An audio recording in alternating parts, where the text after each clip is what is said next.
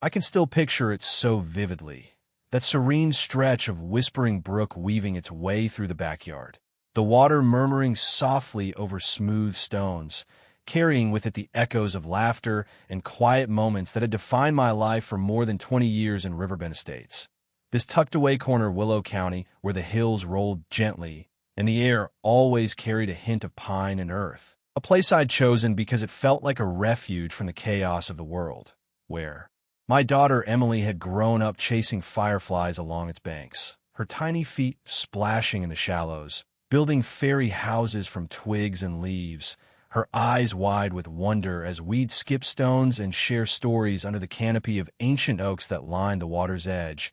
And even after her mother passed, that brook became our anchor, a living thread connecting us to the joy we'd known, its steady flow a reminder that life persisted, resilient and unbroken, pulsing like the very heartbeat of our home, nourishing the wildflowers that bloomed each spring and the vegetable garden I tended with such care, watching the seasons change reflected in its crystal-clear surface, from the vibrant greens of summer to the golden hues of fall.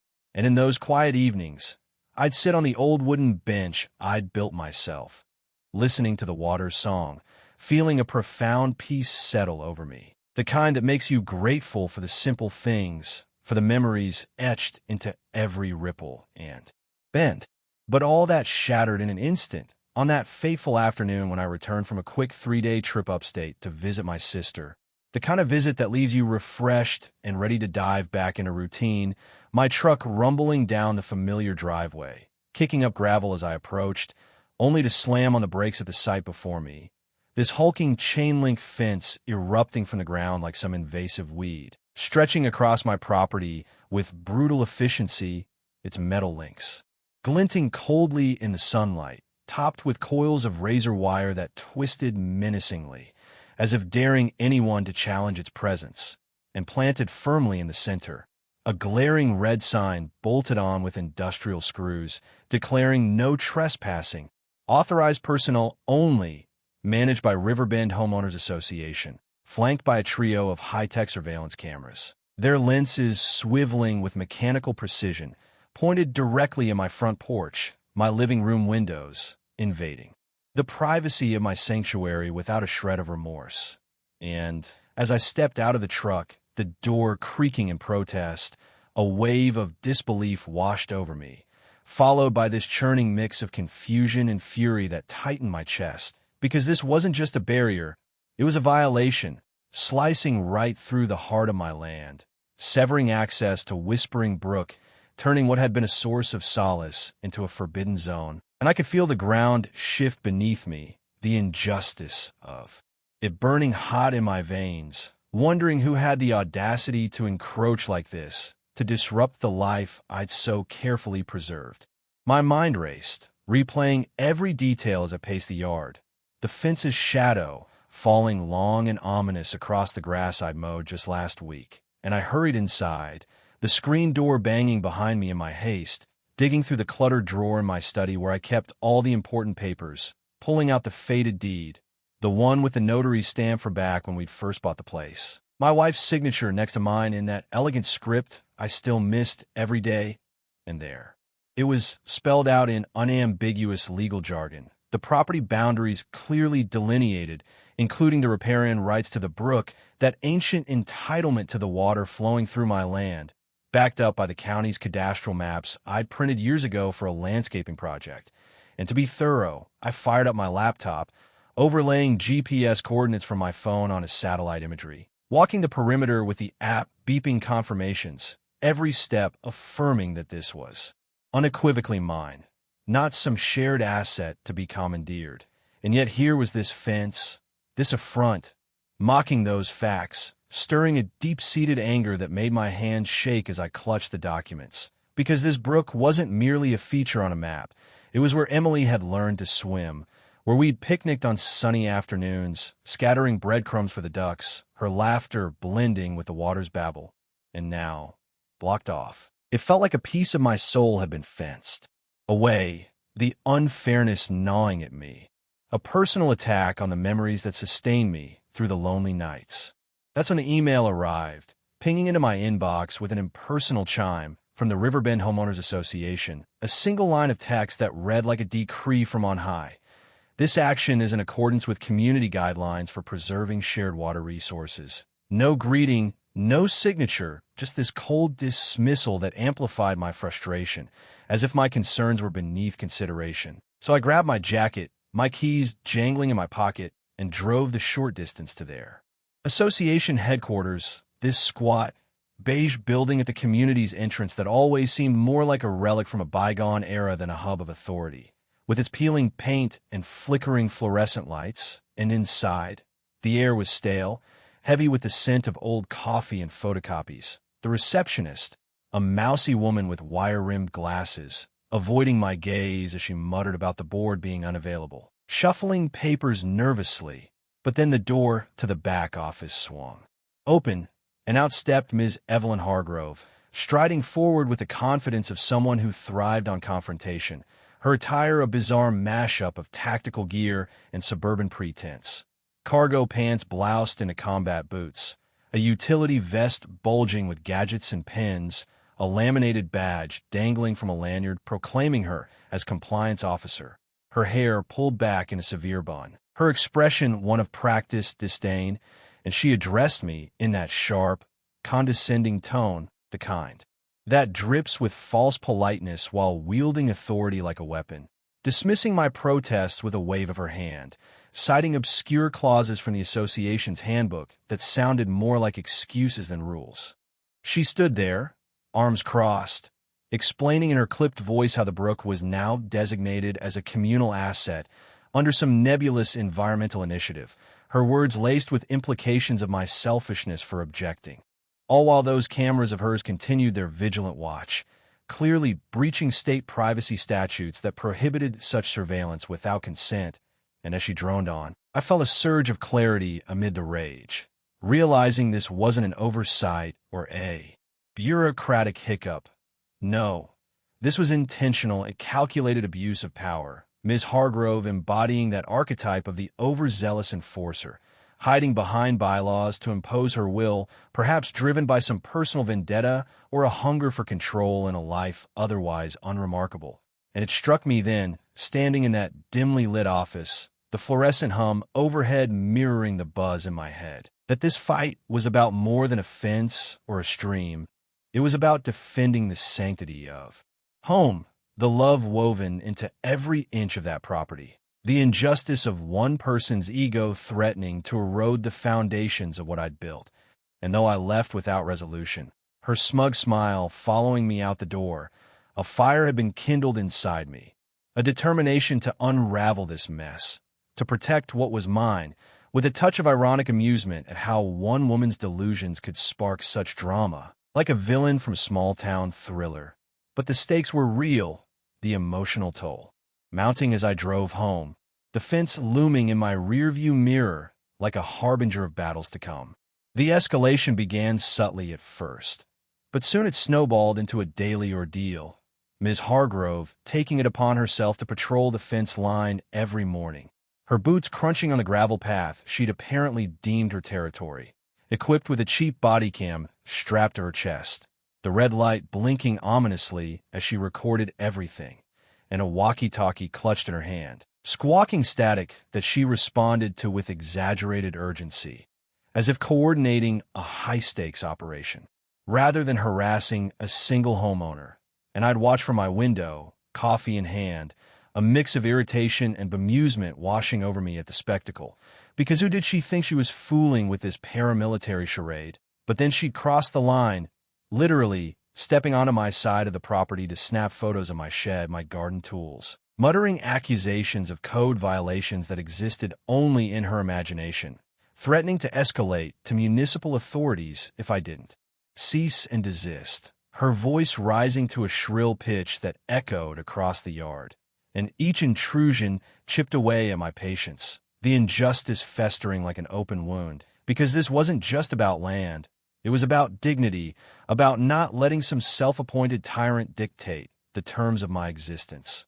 The love for my family, fueling my restraint, reminding me that exploding in anger would only play into her hands. But inside, the tension coiled tighter, the humorous absurdity of her get up clashing with the very real threat she posed to the peace I'd fought so hard to maintain. With the conflict now a fixture in my daily life, like an unwelcome shadow that followed me everywhere, I knew I had to push back, not with shouts or threats, but with the cold precision of facts and law. So I reached out to attorney Marcus Hale, an old college buddy who'd specialized in property disputes after law school. His voice on the phone a steady anchor amid the storm, reassuring me that we had a solid case. And together we compiled a dossier, contacting the Willow County Water Authority and the local planning department, submitting queries backed by my deed and historical surveys, and the responses trickled in, official letters stamped with seals that confirmed the obvious. The Riverbend Homeowners Association lacked any legal standing to regulate private water rights. Their fence an unlawful encroachment, those cameras a blatant infringement on privacy protections, and armed with this ammunition, I confronted Ms. Hargrove at her next patrol, holding up the documents like a shield, watching her eyes narrow as she scanned them, her usual bluster faltering for a heartbeat, a flicker of doubt crossing her face before she rallied, dismissing the findings as preliminary and vowing to appeal to higher channels. Her retreat that day a small victory, but one that tasted sweet, laced with the satisfaction of seeing her facade crack. Though she didn't surrender, no, she doubled down, her actions growing more erratic, more desperate, as if sensing the tide turning against her. Delving deeper, I transformed my evenings into investigative sessions, the glow of my computer screen illuminating stacks of printed record from the county archives, where I uncovered the association's hidden agenda. The Riverside Preservation Initiative, a pompous title for what was essentially a covert operation to repurpose the brook into a nature trail for the community, all without a whisper of resident approval. No ballots cast, no public hearings held, just clandestine meetings, documented in sparse minutes that hinted at backroom deals, and worse, the funding traced back to misappropriated dues, thousands siphoned off for contractors and materials without oversight, a classic case of environmentalism as a smokescreen for personal gain, perhaps lining pockets or boosting resumes for board members eyeing local politics. And as I pieced it together, the by-tragedy of it all hit me hard. How something as pure as a stream could be twisted into a tool for greed. The unfairness amplifying my resolve, with a dash of wry humor at how these suburban schemers thought they could pull it off unnoticed. But the real game changer emerged from the maps, the realization that control of the upstream source dictated everything below, a fundamental principle of water law that could upend their entire scheme. And with that insight sparking like a flare in the dark, I traced the brook's origins northward, beyond Riverbend Estates, to a forgotten tract known as the Headwater Lot, a parcel left derelict after a timber company's bankruptcy a decade prior, its riparian entitlements intact and unclaimed, a golden opportunity dangling just out of sight. The plan crystallized in my mind over a sleepless night, the clock ticking past midnight as I weighed the risks, the costs, but the love for Emily, the need to safeguard our shared history, propelled me forward, so I contacted the bankruptcy administrator discreetly, negotiating the purchase through attorney Hale to keep my name off the radar, securing the Headwater Lot for a fraction of its value, the deed transferring quietly. A secret weapon now in my arsenal, and with that leverage secured. I didn't gloat or announce it. No, I built my case methodically, deploying a drone to capture aerial footage of their unauthorized constructions, the fence snaking illegally across boundaries, compiling emails and receipts that exposed forged approvals and embezzled expenditures, each piece fitting into a mosaic of deceit, the tension building inside me like a storm gathering force, interspersed with moments of levity, like imagining Ms. Hargrove's face when the truth surfaced, her tactical ensemble suddenly seeming comically out of place in a courtroom. But the seriousness never waned, the injustice a constant throb, the family bonds at stake reminding me why this mattered, why I couldn't let go. Yet she countered with fury, the association unleashing a torrent of official-looking notices, violation citations arriving daily in my mailbox, each one more absurd than the last, accusing me of everything from environmental degradation to community discord. And the whispers started in the neighborhood. Rumors spread at block parties and over fences, painting me as the villain, the holdout disrupting progress. And then the sabotage escalated. My garden hoses slashed, graffiti scrawled on. My garage door in the dead of night. Petty acts that screamed desperation. And in a final gambit, Ms. Hargrove summoned the Willow County Sheriff's Department, her voice hysterical over the phone as she reported me for vandalism on association property. But when the deputy arrived, a burly man with a no-nonsense mustache, he listened to both sides, reviewed my evidence, and turned to her with a raised eyebrow, issuing a stern warning about wasting resources on baseless claims, sending her slinking away, her authority evaporating like mist in the sun, and witnessing her unravel.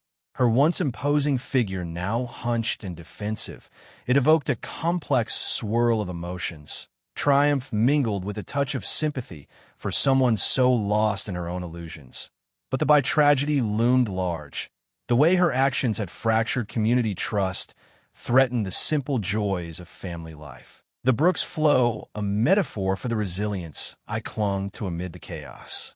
As the climax approached, the air in Riverbend Estates grew thick with unspoken anticipation, neighbors exchanging glances at mailboxes, the tension palpable in every interaction, my days a blur of preparation, reviewing notes and timelines.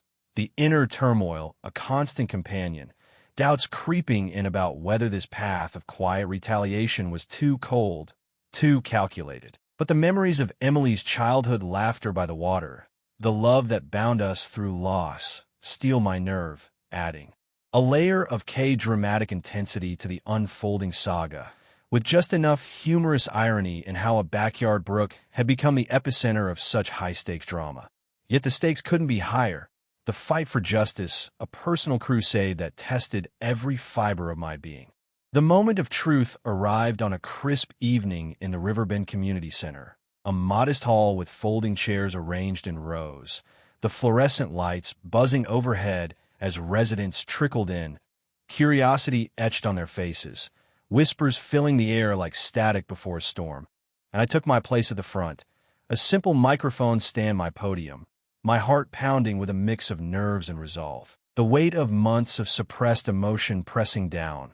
But as I began to speak, my voice steady at first, then gaining strength, I unveiled the story piece by piece, starting with the revelation of my ownership of the Headwater lot, the upstream deed that granted me absolute dominion over the water's path, rendering their downstream claims null and void under long-standing riparian doctrines, the audience murmuring in surprise as I projected the documents onto the screen, then shifting to the damning evidence of misconduct, the unapproved Riverside Preservation Initiative, the lack of votes or permits, the financial trails leading to unauthorized spending, drone videos playing in high definition, showing the fence's illegal sprawl, receipts highlighted in red for embezzlement.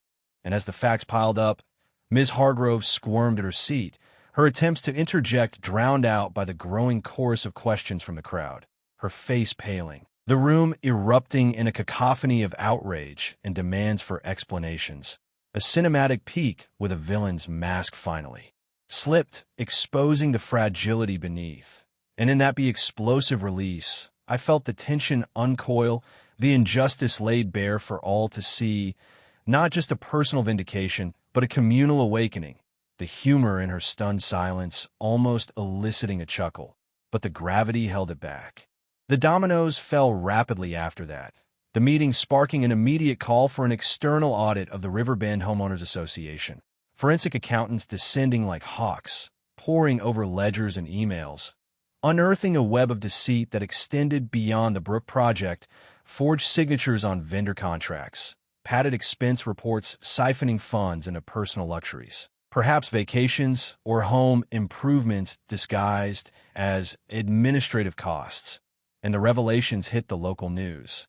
A small-town scandal that drew scrutiny from the Willow County District Attorney, leading to formal charges against Ms. Hargrove for fraud and misuse of authority, her tactical vest replaced by courtroom attire, her once commanding presence reduced to mumbled defenses until she vanished from the scene, her home listed for sale overnight, rumors swirling of a hasty move to another state, leaving behind a vacuum that the community filled with reforms. But for me, the true closure came in the physical restoration, gathering a group of neighbors to dismantle the fence, the clang of metal hitting the ground a symphony of liberation, the cameras unbolted and discarded, the brook flowing unimpeded once more, its waters sparkling as if celebrating freedom. And soon, children's voices echoed again along its banks, splashing and exploring, the neighborhood healing, bylaws rewritten with provisions for transparency, mandatory votes on major initiatives, safeguards against overreach, and, though offers came for me to join the board, to wield the power I'd exposed as corrupt, I declined gently, preferring the role of watchful steward, content in the shadows, the love for my family my guiding light, the by tragedy transformed into a tale of redemption. As the dust settled, life in Riverbend Estates returned to a gentler rhythm, the brook's murmur a soothing constant, and when Emily surprised me with a visit, driving up from the city with that bright smile that always melted my heart, we wandered down to the water's edge, sitting on the weathered bench, her head on my shoulder as we watched the current dance over pebbles, reminiscing about her mother's gentle spirit, the adventures we'd shared, the way the brook had witnessed it all, the sun, dipping low, casting a golden glow that enveloped us in warmth. A perfect cinematic fade-out to the ordeal, symbolizing not just survival, but triumph. The understanding that genuine authority stems not from badges or barriers, but from knowledge of the land, the laws, and an unyielding commitment to what's right, to protecting the bonds that matter most, closure wrapping around me like a comforting embrace. The world feeling right again, the flow of justice as eternal as the stream itself. Yet in quiet moments of reflection, questions linger. Was my methodical takedown a step too far?